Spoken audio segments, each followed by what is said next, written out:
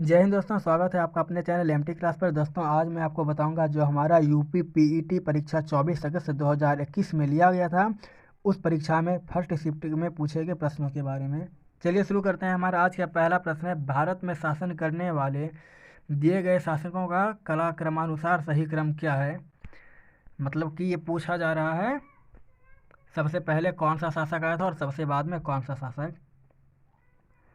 तो सबसे पहले इल्तुतमिश ने शासन किया था, उसके बाद अलाउद्दीन खिलजी ने शासन किया था, उसके बाद शेरशाह सूरी ने शासन किया था और सबसे बाद में अकबर ने शासन किया था। हमारा अगला प्रश्न है, निम्न में से कौन से संत शिवाजी के समकालीन थे। तुकाराम शिवाजी के समकालीन थे।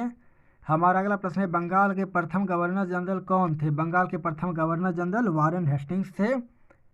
हमारा अगला प्रश्न है, चरक संहिता किससे संबंधित है। यह चिकित्सा से संबंधित है। हमारा अगला प्रश्न है, निम्न में कौन सा जोड़ा सही नहीं है। कलिंग युद्ध 261 में हुआ था, 261 ईसा पूर्व में हुआ था, यह सही है। शक संवत की शुरुआत 78 ईस्वी में हुई थी, ये भी सही है।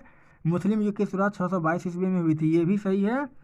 औरंगजेब की मृत्यु 1707 ईस्वी में हुई थी, यहाँ पर 1700 लिखा हुआ है जो कि गलत है। हमारा अगला प्रश्न है, इनमें से किसे भारत के ग्रांड ओल्ड मैन के नाम से जाना जाता है। यह दादा भाई नौरोजी को जाना जाता है।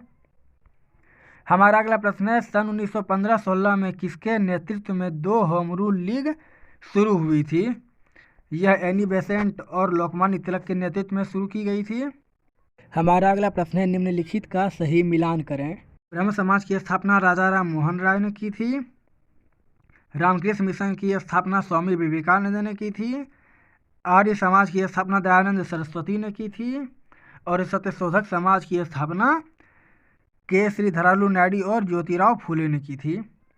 हमारा अगला प्रश्न है, करो या मरो का नारा किसने दिया था। इसका नारा महात्मा गांधी ने दिया था। हमारा अगला प्रश्न है, जब सुभाष चंद्र बोस ने भारतीय राष्ट्रीय कांग्रेस के अध्यक्ष पद से इस्तीफा दिया था तो इस पद का प्रस्ताव किसे दिया गया था। यह राजेंद्र प्रसाद को दिया गया था। हमारा अगला प्रश्न है, सलाल पनबिजली परियोजना किस नदी पर स्थित है। यह चिनाब नदी पर जम्मू कश्मीर में स्थित है। हमारा अगला प्रश्न है, वसंत विषुव कब होता है। यह 21 मार्च को होता है। हमारा अगला प्रश्न है, राजस्थान में खेतड़ी परियोजना किसी उत्पादन के लिए प्रसिद्ध है। यह तांबा उत्पादन के लिए प्रसिद्ध है। हमारा अगला प्रश्न है, काजीरंगा राष्ट्रीय उद्यान कहाँ स्थित है। यह असम में स्थित है। काजीरंगा राष्ट्रीय उद्यान एक सिंह वाले गैंडे के लिए प्रसिद्ध है। हमारा अगला प्रश्न है, निम्नलिखित में से कौन सी हिमालयी नदी तंत्र की नदियाँ हैं। और ब्रह्मपुत्र, यानी कि बी नंबर।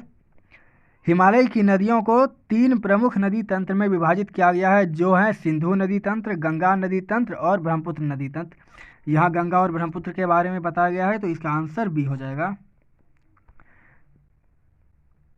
हमारा अगला प्रश्न है, बैंक दर का अर्थ क्या है।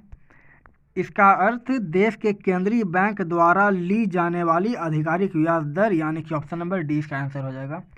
हमारा अगला प्रश्न, यदि आरबीआई नकद कोषानुपात को घटा दे तो साख सर्जन पर क्या असर होगा। यह बढ़ जाएगी। हमारा अगला प्रश्न है, इनमें से किस प्रकार की अर्थव्यवस्था में संसाधनों पर निजी अधिकार होते हैं और आर्थिक गतिविधियों का मुख्य उद्देश्य लाभ अर्जित करना होता है।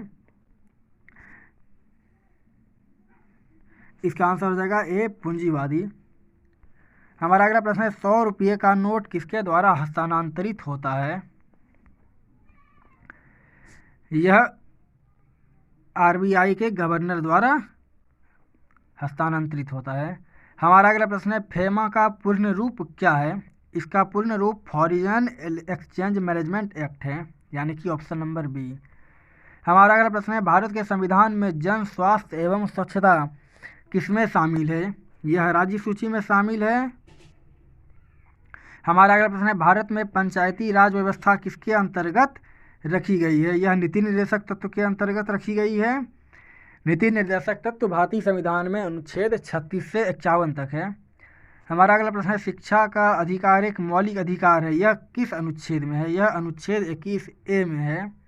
हमारा अगला प्रश्न है, निम्न में से किसने संविधान सभा में उद्देश्य प्रस्ताव रखा था। संविधान सभा में उद्देश्य प्रस्ताव जवाहरलाल नेहरू ने रखा था।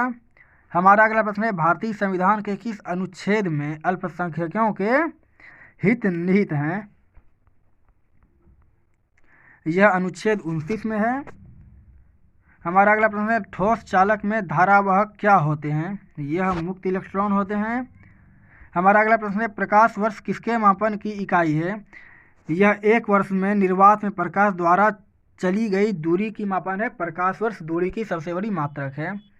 हमारा अगला प्रश्न है, ब्लीचिंग पाउडर का रासायनिक नाम क्या है? इसका रासायनिक नाम कैल्शियम ऑक्सीक्लोराइड है। हमारा अगला प्रश्न है, 18 कैरेट सोने में खरे सोने का प्रतिशत कितना है? यह 18 कैरेट सोने में 75% खरा सोना रहता है। हमारा आज का अंतिम प्रश्न है, संतरे में बहुयातायात में कौन सा विटामिन पाया जाता है? संतरे में विटामिन सी भारी मात्रा में पाया जाता है। मिलते हैं अगले वीडियो में, तब तक के लिए जय हिंद।